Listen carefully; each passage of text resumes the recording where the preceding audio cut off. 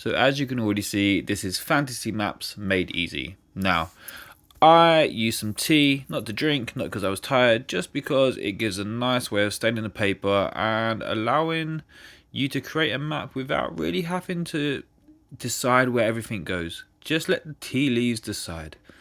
Now, I did use a paintbrush just to spread out some of the tea staining, and then it was a bit wet and soggy, so I used a tissue just to dry some of it up.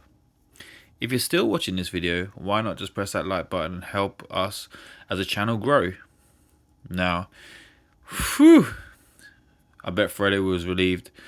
Now, once we've done that, let's help Frodo find his way around. So we're going to outline all of the tea stain area that we've done, and this will start to create the map itself. This can be time consuming, but it's a really good way. Like, you don't have to follow all of the tea stains. You can pick and choose which parts you actually want to keep and which parts you don't. Whilst we're letting the tea leaves decide, it doesn't mean a fate has to be sealed. You can always make decisions, and that is also part of the story writing process, right? So as you create your world, maybe you need to add an area that the tea leaves didn't know about. They can't know everything, right? So I'm just going around. I sped this up because I didn't want you to have to watch me spend, I think it was like 20 minutes, go around every little bit of the tea stainage.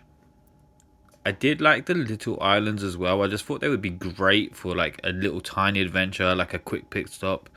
And I thought they were so randomly made that maybe they have a deeper meaning later on. I decided to try and mark out in pencil some of the areas that were ruled by different characters in my kingdom, just because that's part of my story.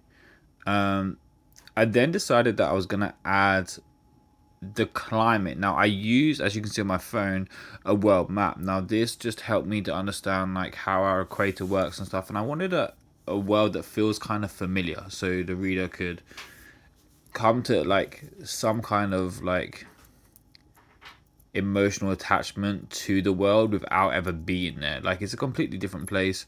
This is a map of the whole world. It's one continent, but I did want it to have jungle, desert, rocky mountains, and maybe even some cold areas. Maybe not so cold that Legolas gets lost in it, but we never know, right? I did think that this is maybe not a map that I would want to put into my book. However, as it's helping me to write the story, I thought this was a great way of being able to plot where my adventure goes, what terrain they were in, and as an outline, I just think it works really well. So I'm just finishing off all the rocks. Now, if I just wanted to keep the tea stain, if you look here, I've added loads of little details using traditional like mountains. I've added some towers. I've added the rivers with pen, and I've also started to name all the places. So I've got a lot of work to finish this, but I just thought I'd let you know the quick way of making yours.